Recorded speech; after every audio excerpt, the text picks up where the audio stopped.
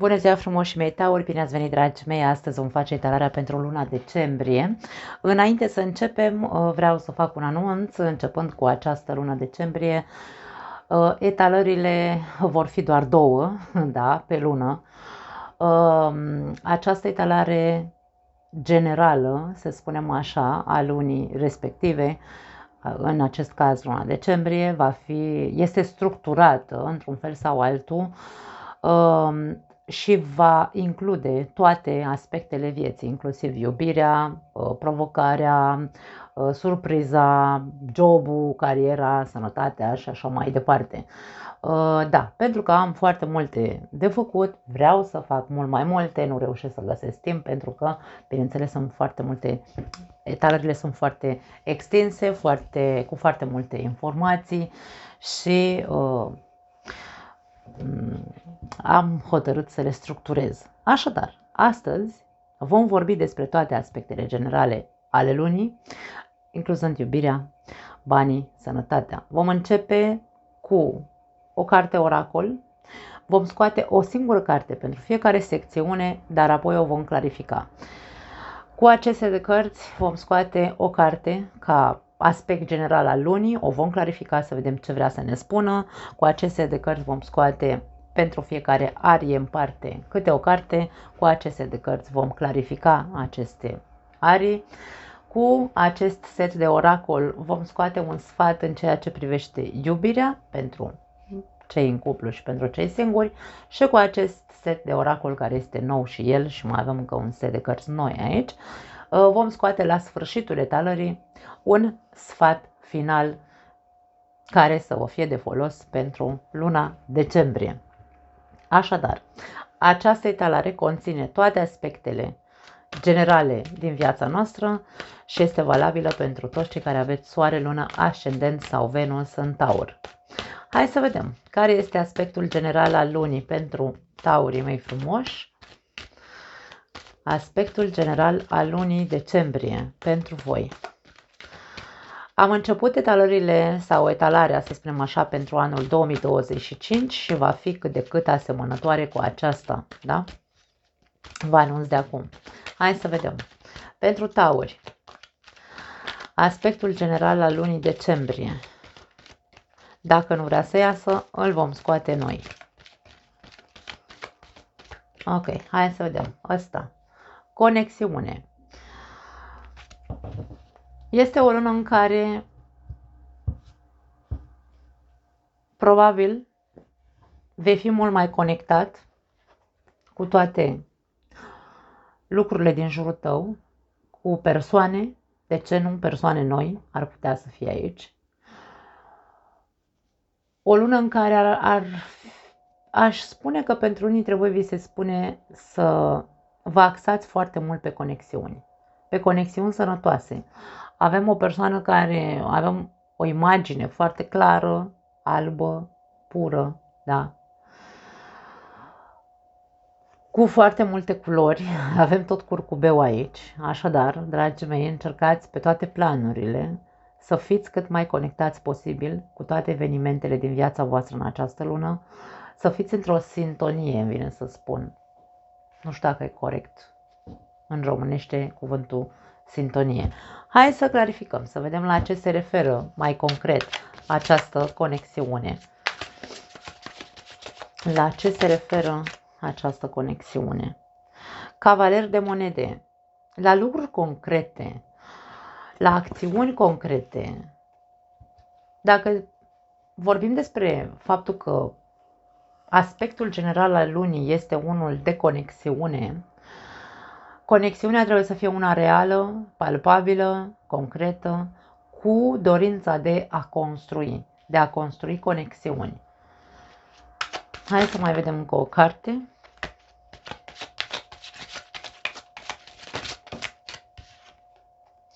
Avem pajul de bâte. Mă uit la ele pentru că este nou acest set și nu cunosc imaginile încă. Paj de bâte. Poate că, de ce nu, aici, în acest aspect general al lunii decembrie pentru voi, conexiunile pe care le veți face cu evenimentele sau cu persoanele din viața voastră trebuie să aibă și un chef așa. Adică ca și cum se spune, trebuie să începi să ai chef să faci lucruri care într-un mod palpabil să te conecteze cu ceilalți. Încearcă să te umpli de energie într-atât, încet, adică pentru că avem un paj aici, da? Este ca și cum poate fi ceva nou pentru tine, nu ți este foarte ușor să te conectezi, tu ești o zodie de pământ, ești mult mai terenal, mai privat, îți place mai mult intimitatea ta, dar aici este vorba despre ok, e ok și așa, dar totuși ai nevoie de alte conexiuni în viața ta, da? Dar să fie conexiuni bazate nu doar pe distracție, ci să fie conexiuni palpabile. Cam asta este ceea ce simt să transmit pentru unii dintre voi. Începem cu energia ta, să te vedem pe tine, care este sau care va fi energia ta în această lună decembrie. Care va fi energia Taurului în luna decembrie. Vom încerca să lăsăm cărțile să iasă singure, ca să fie cât mai concret. Ia uite, energia ta autentică iese aici. Rege de monede. Energia ta este una... Eu mereu spun că este una corectă. Pentru mine monedele înseamnă corectitudine, realism și așa mai departe. Hai să vedem ce-i cu ea. Te văd foarte serios, te văd foarte...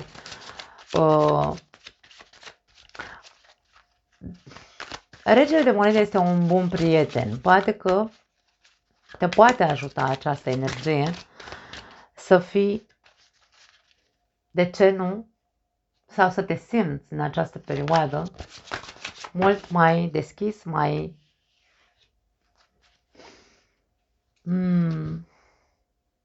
prietenos, mai generos, dar în limita realismului, mie vine să spun. Este o energie bună.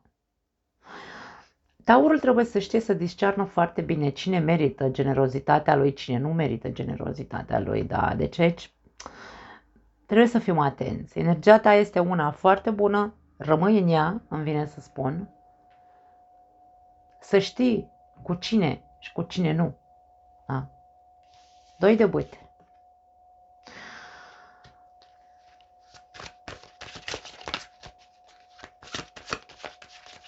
Nu vreau să rămân la mesajul că posibil unii dintre voi să fiți axați doar pe partea financiară, pentru că energia ta este una de seriozitate și corectitudine și de realism și de ambiție. Sper să nu fie doar pe această parte. Încercați să observați în voi dacă într-adevăr vă regăsiți doar în această parte. Și avem împărăteasa, wow! Dacă sunteți într-o energie doar de creație palpabilă și de ambiție, pentru că vreți să ajungeți undeva în vârf aici, cu energia împărătesei și cu energia regelui de monede, care este regele Midas, tot ce atinge, transformă în aur, ești foarte axat pe acest aspect material. Vrei neapărat, da, ești foarte ambițios să ai câștiguri sau să ai un câștig în viața ta. Pentru alții dintre voi poate fi, energia ta poate fi una de generozitate și de planuri împreună cu partenerul sau partenera de viață. Poate unii dintre voi vă gândiți să faceți un copil, da, aici ar putea să fie, energia ta este una de părinte, ca și cum intru în energia de părinte, uitându-mă în viitor, spunând, ok, e momentul să ne dorim mai mult în această viață. Avem tot ce ne trebuie, da? Avem tot ce ne trebuie, avem abundență, avem de toate, nu ne lipsește nimic. E momentul să facem planuri de a crea ceva din noi doi. Dacă nu vorbim despre o sarcină, putem să vorbim pentru alții dintre voi de planuri din punct de vedere material. Ești într-o energie de construcție, de creație și de ambiție. Cam asta este ceea ce putem să spunem în câteva cuvinte. Vorbim Acum despre iubire, da. Iubirea pentru cei care au o relație. Să vedem cum arată această arie. Avem două cărți pentru voi. 9 de bâte și regele de spade. Iubirea în această lună pentru cei care au o relație ar putea să fie una de rezolvare a unor, nu conflicte, ci hopuri. Poate fi o problemă de neîncredere pentru unii dintre voi pe care trebuie să o clarificați într-un fel sau altul. Dacă ați avut anumite obstacole care în căsnicia voastră sau în relația voastră care v-au pus într-o poziție de defensivă, a trebuit doar să stați așa cu garda sus, să fiți foarte atenți, să vedeți ce spuneți, cum spuneți, că poate fac mai mult rău decât bine. Aici este vorba despre a avea puterea de a discerne ce ne împiedică ca această relație să fie una sănătoasă. Asta simt în momentul de față. Hai să vedem clarificări ca să putem să concretăm la ce se referă această poziție de defensivă pentru Taur sau neîncredere. Regina de monede. Și dacă pentru unii dintre voi partea materială afectează relația, ar putea să fie și asta. Și 7 de monede sau așteptările celuilalt. Când vorbim despre cupluri, știți, întotdeauna spun că se poate citi viceversa. Poate că unii dintre voi sunteți în defensivă pentru că ceea ce obstaculizează, să zicem așa, sau împiedică cursul bun a acestei relații, poate fi că partenerul sau partenera are așteptări imense aici cu regina de monede. Da. Așteptări pe care tu, în mintea ta, par ireale, par imposibil de atins acele așteptări. Aș spune că nu este momentul să te gândești atât de pe negativ, îmi vine să zic aici. De ce nu ai încredere în tine? Că poți să împlinești acele așteptări sau poți să ajungi să ai o discuție clarificatoare dacă despre aceste așteptări, ca să nu mai stea nici cealaltă persoană să te supraanalizeze atât de mult, îmi vine să zic, da. Încearcă să te deschizi. Nu încerca să mai vezi doar dușmani în așteptări. Într-o relație niciodată nu o să existe o persoană care să n-aibă așteptări. Cine zice că nu are așteptări în relație, se păcălește singur. Toți avem, dragii mei. Ideea este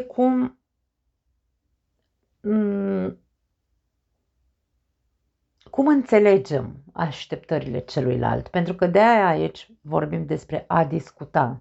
A discuta cu adevărat dacă pentru tine așteptările partenerului sau partenerei sunt practic imposibile sau sunt piedici în relație. Vorbim despre două persoane adulte, mature, care pot avea o discuție foarte realistă, pot avea o discuție foarte concretă, în care să spună ok, asta e părerea mea și cealaltă persoană să-și spună părerea ei. Da. Așadar, poate fi o lună în care să încercați să discerneți și să nu mai fiți în poziție de defensivă, de câte ori cealaltă persoană, partenerul, partenera, vă cere câte ceva. Hai să vedem un sfat aici pentru voi. Un sfat pentru taurii care au o relație. Ce ar fi cel mai bine pentru tine să faci în legătură cu aceste așteptări? Sau poate tu ai așteptări și celălalt în defensivă, după cum am spus, se poate citi viceversa. Hai să vedem. Ok, hai să luăm noi o carte. Turnul. Deconectează-te și relaxează-te un pic. Aici e ca și cum tu ești cel care este în tensiune sau, mă rog, cel care celălalt are așteptări de la el, aici este în tensiune și ți se spune cumva să te relaxezi. Deconectează-te, relaxează-te ca să poți să înțelegi cognitiv dacă într-adevăr părerea ta că aceste așteptări sunt imposibil de împlinit, sunt reale sau nu. Da? Părerea ta este reală sau nu. Cam asta simt să transmit. Foarte interesant. Hai să vedem ce-i singur, dragii mei. Cum arată partea amoroasă pentru voi în luna decembrie? Pentru taurii singuri, ok. Wow, avem aici un spion. Cineva e cu ochii pe tine. Pași de spade. Cineva se interesează. Caută informații despre tine. Sau poate tu ești cel care caută informații despre altcineva. De ce nu? Hai să vedem ce mai avem. Mai mult de atât, ce poate să ne transmită această carte. Moartea.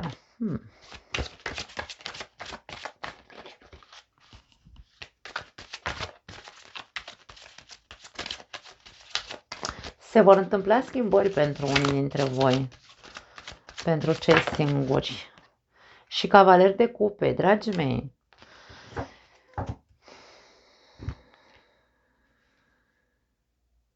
Poate, da, pentru unii dintre voi veți avea...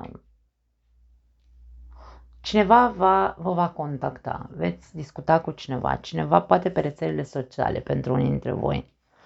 Dar e ca și cum se termină discuțiile. Dacă deja cunoașteți o persoană cu care comunicați pe rețelele sociale, aici e ca și cum se termină aceste conversații și se începe ceva aici. Cu cavalerul de cupe se trece la o acțiune palpabilă, într-un fel sau altul.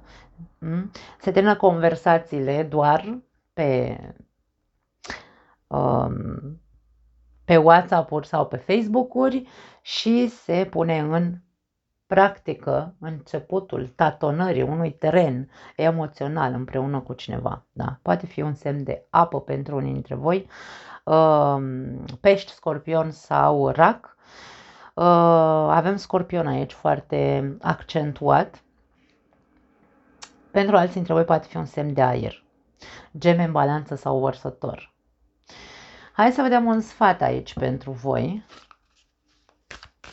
Aici, dacă tu ești cel care spionează pe cineva pe rețelele sociale, pe Facebook, Instagram și așa mai departe, aici se spune ajunge odată cu spionatul și treci la acțiune.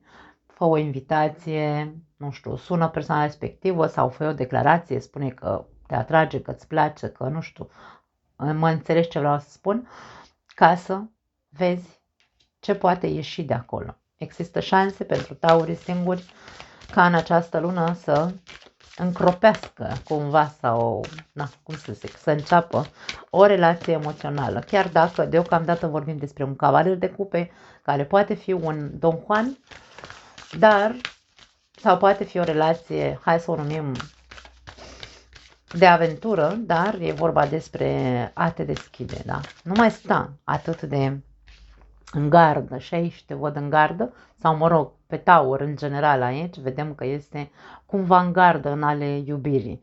Nu mai sta în gardă. Nu, dă-ți voie să experimentezi. Avem un sfat pentru tine și ne spune că lumea te așteaptă, da? Ești așteptat să treci la acțiune. Poate că dacă vorbești de mult cu această persoană, în cazul celor care deja aveți o conexiune cu cineva, discuții și așa mai departe, acea persoană așteaptă o acțiune din partea ta.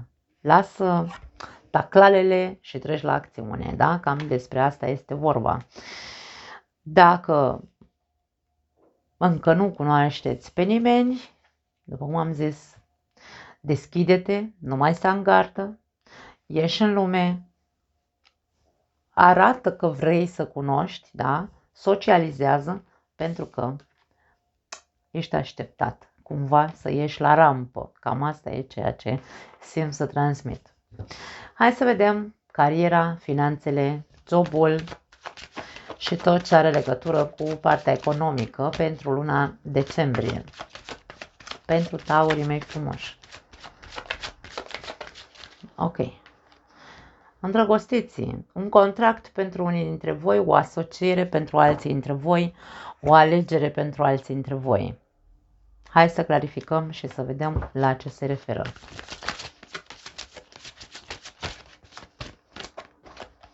Sunt noi aceste cărți și așa ce alunecoase sunt. Sper să nu deranjeze foarte tare, să nu facă foarte mult zgomot. Avem 4 de monede. Ok. Și mai avem 2 cărți. 4 de spade și 6 de monede. Ok, poate că unii dintre voi vă este frică să luați o decizie din punct de vedere financiar. Dacă aici vorbim despre o decizie, decizia poate fi să părăsești un loc de muncă, să te asociezi sau să semnezi un alt contract. Poate fi că ai 2 opțiuni într-un fel sau altul. Îndrăgostiții ne vorbesc despre 2 lucruri, da? Este arcana majoră de la 2-ul de monede, să le spunem așa. Vorbim despre a alege din punct de vedere al carierei, a finanțelor, a investițiilor, a jobului, a proiectelor tale. Dar aici te văd reticent. 4 de monede este nu dau cioara din mână pe ea după gard. E stană de piatră aici. Persoană care s-a împietrit în zona de stabilitate. 4 înseamnă stabilitate. Și aici alegerea este una greu de făcut, aș spune, pentru unii dintre voi. Ți se cere să meditezi. Ia-ți o perioadă, meditat, nu să stai așa cu mintea în văzduh, în altă planetă, pe altă planetă, ce pur și simplu dă-ți voie să te odihnești și să meditezi, să te gândești profund asupra care ar fi cea mai bună opțiune pentru tine. Este cea mai bună opțiune pentru tine. Meditează profund ca să găsești, hai să spunem așa, cea mai bună variantă pentru tine. Nu te gândi doar la nu dau cioara din mână pe ea după gard. Aici nimeni nu spune să faci o alegere rapidă. Nu. 4 de spade dimpotrivă. Ne spune stai, gândește-te, meditează, pentru că ai de luat o decizie foarte importantă care implică zona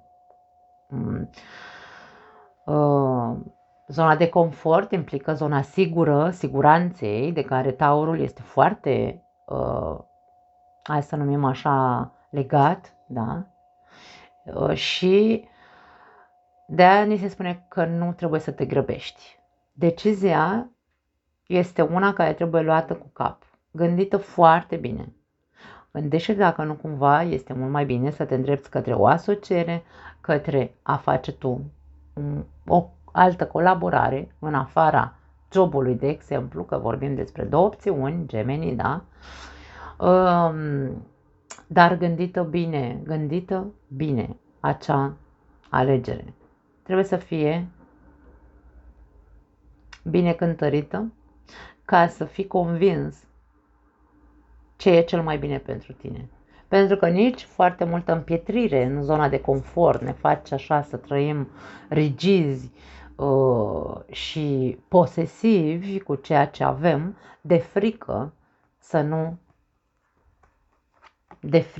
că probabil nu vor fi lucrurile mai bune. Ultima carte care a ieșit este 6 de monede. 6 de monede ne vorbește despre câștiguri, recompense, echilibru material și așa mai departe. În urma deciziei bine meditată, vorbim despre echilibru financiar. Insist să nu vă grăbiți. Da? Cam asta este ceea ce simt să transmit pentru această lună decembrie. Bun, hai să vedem zona sănătății, cum se arată așa în mare sănătatea în luna decembrie pentru voi. Avem 2 cărți pentru voi. Judecata și 3-ul de bâte. Din punct de vedere al sănătății, vor fi anumite vești pe care le vei primi,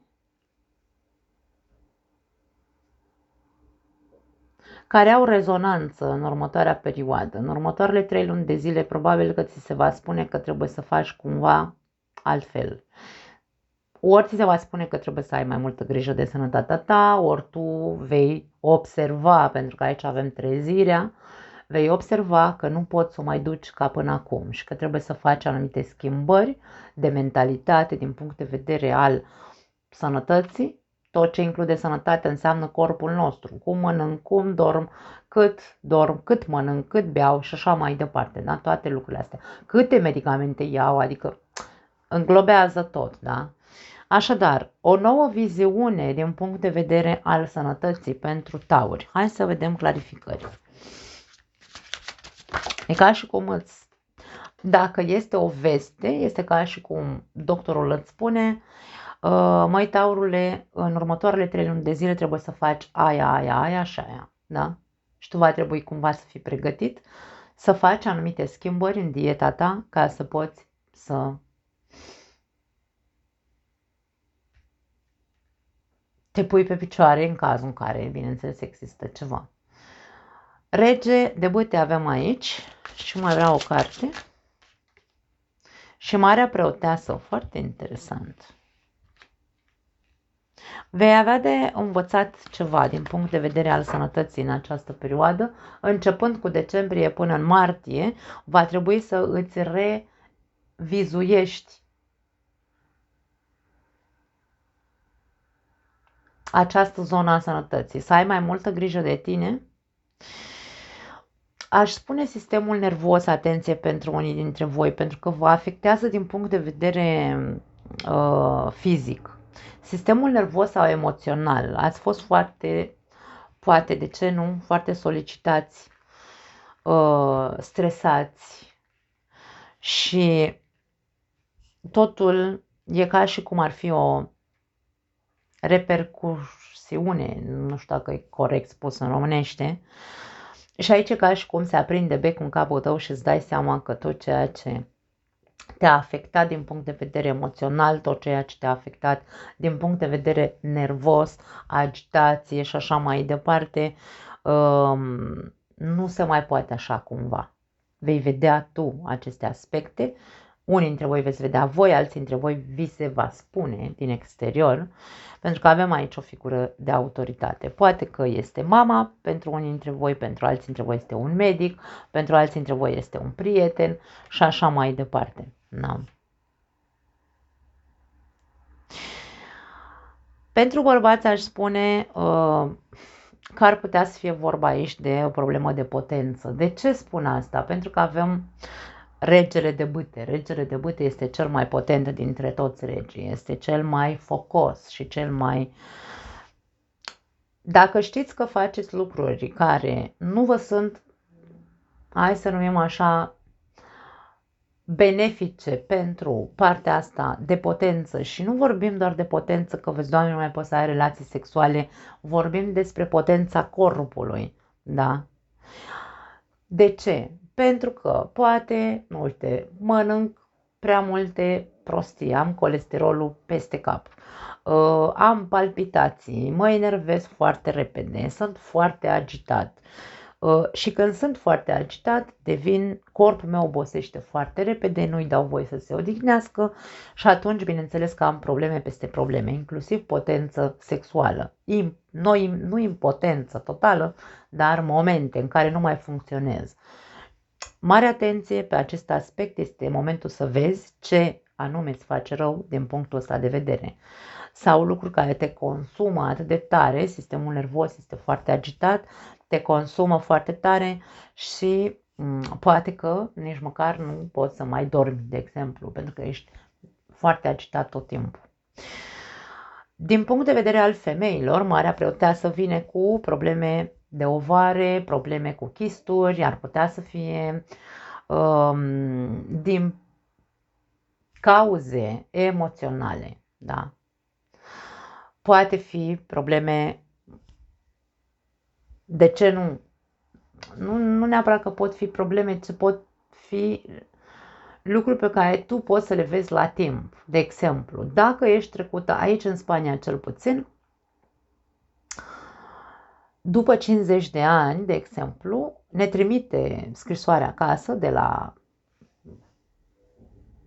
medic să mergem să facem, femeile să facem o mamografie, de exemplu. Poate să fie asta. Pentru femeile trecute de 50 de ani, de ce nu încercați să faceți niște investigații? Că nu, bine, eu știu că în România costă, nu vreau discuții de genul, comentarii de genul, da, nu ne permitem. Eu înțeleg toate aceste situații, dar aici vorbim despre sănătate și eu asta simt să transmit în aceste momente.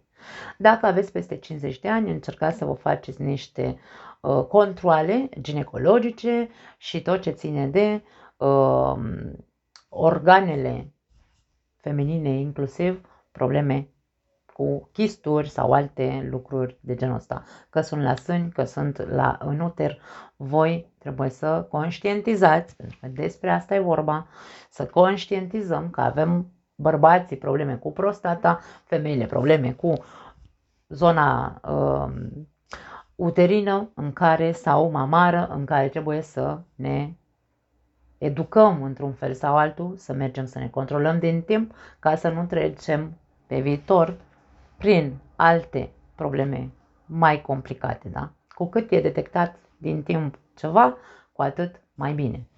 Cam asta este ceea ce vedem pe partea sănătății. Trecem la...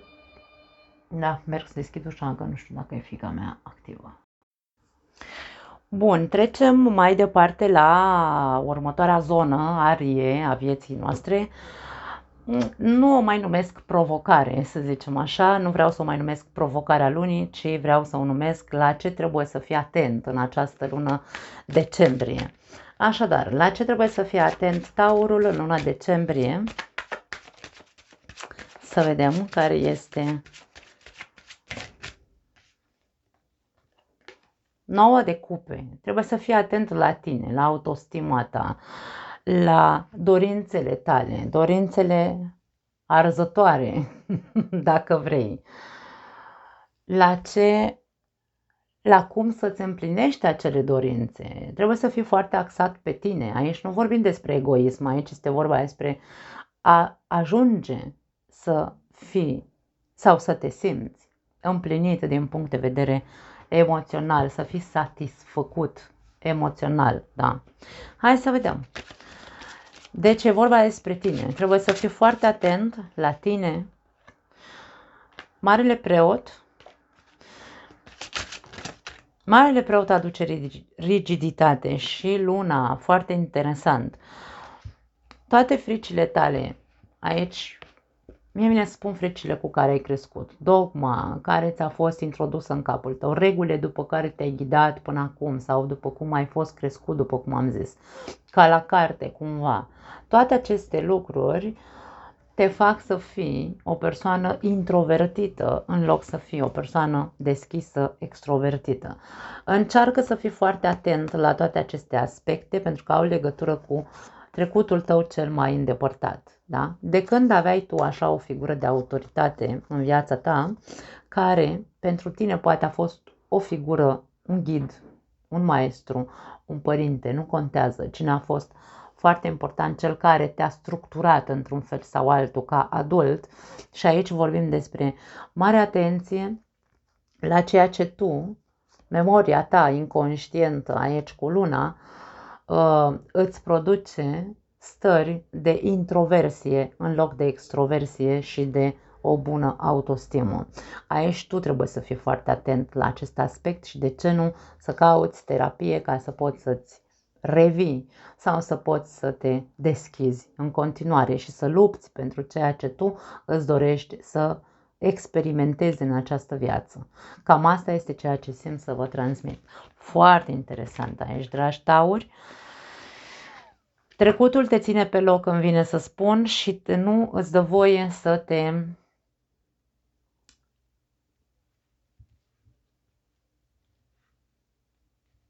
lansezi către a trăi împlinit cu adevărat în această viață. Hai să vedem, ca surpriză, nu o mai numesc surpriză, ci o numesc ce lucru trebuie sau de ce lucru ar trebui să te bucuri mai mult în această perioadă. De ce lucru ar trebui să se bucure Taurul mai mult în această perioadă?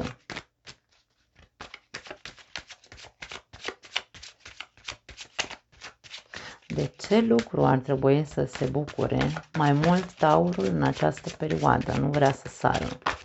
Ok, 2 lucruri. Voi sunteți cu 2. Cavaler de monede și 7 de monede. 7 de monede se repetă în această etalare. Cavalerul de monede se repetă în această etalare. Îmi vine să spun că ar trebui să te bucuri mai mult de lucrul bine făcut, de rezultatele pe care ți le dorești. Este vorba de a te bucura, de a fi perseverent și ca și cum nu te lăsa până când nu ajungi la rezultatele pe care ți le dorești. Dar e vorba despre bucură-te de proces, înțelegi ce vreau să spun, da? Nu mai sta pe loc. Tu îți dorești aici niște rezultate în viața ta. Cum putem să ajungem la acele rezultate dacă noi stăm prea mult pe loc? Sau facem un pas acum și mai facem un pas peste 5 luni? Nu se vor vedea rezultate. Aici este vorba despre bucură-te de acest drum către a ajunge să-ți împlinești anumite așteptări, rezultate pe care ți le dorești. Intră în acțiune. Hai să vedem ce clarificări găsim aici. 5 de monede. Foarte interesant. Și turnul. Ți-e frică? Ți-e frică? De ce ți-e frică atât de tare să nu ajungi la rezultatele respective? Sau de ce ți-e frică că nu vei ajunge la acele rezultate și poate de aia faci pași atât de mici către a-ți împlini aceste rezultate? Dacă întrebarea este de ce ar trebui să te bucuri mai mult în această perioadă, pentru unii dintre voi poate fi vorba despre o investiție pe care tu o tot tărăgăni așa, nu prea ești dispus să faci investiții și aici ni se transmite sau ni se clarifică de ce tu nu vrei să faci investiții, pentru că ți-e frică să nu pierzi.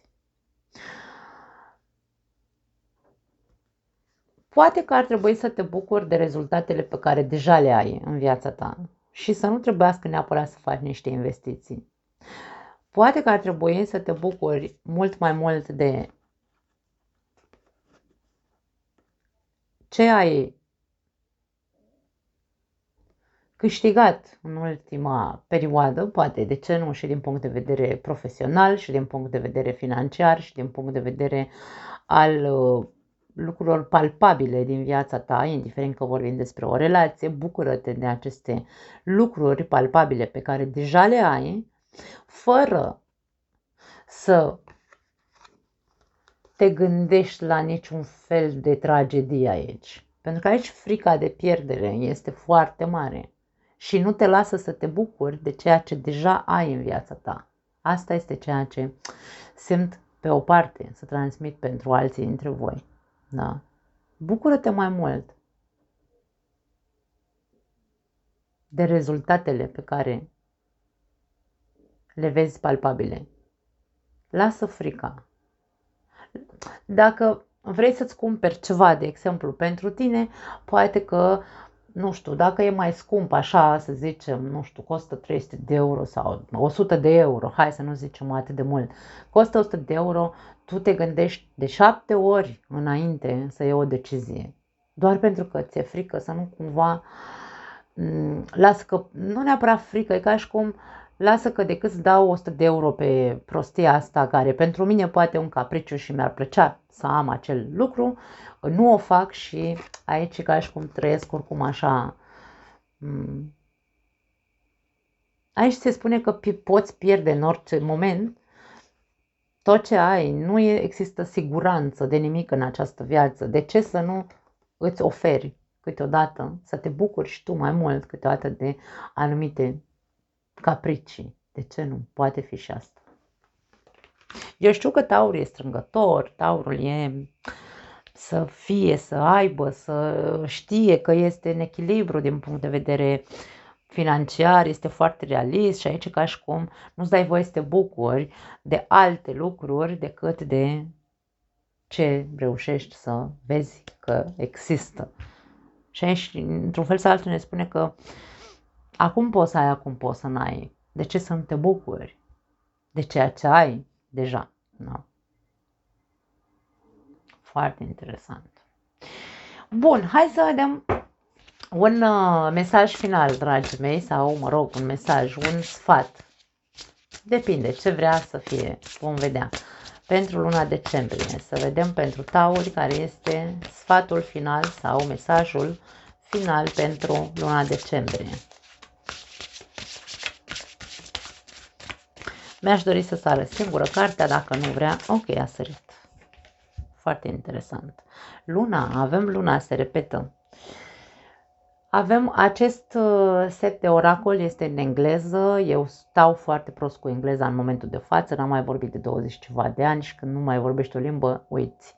Și mi-am transferat aici, mi-am tradus, să zicem așa, mesajul cu care vine acest card. Da? Și spune așa, este esențial să-ți acorzi timp pentru autoreflecție profundă. Poate că luna decembrie, de ce nu? Cum am spus la începutul etalării, vorbim despre a te conecta cu palpabilul, realul, cu a te reconecta cu tine, cu persoanele din jurul tău și aici este vorba despre faptul că este esențial să-ți acorzi timp pentru autoreflecție profundă. Poate că asta te poate face să înțelegi că e momentul să te revitalizezi, reconectezi cu ceea ce înseamnă această viață, îmi vine să zic. Nu pot să zic altceva. Foarte interesantă etalarea. Sper că v-a plăcut și vouă și cam asta o să vedem de acum înainte în fiecare lună. Da. Vă pup. Ne vedem data viitoare.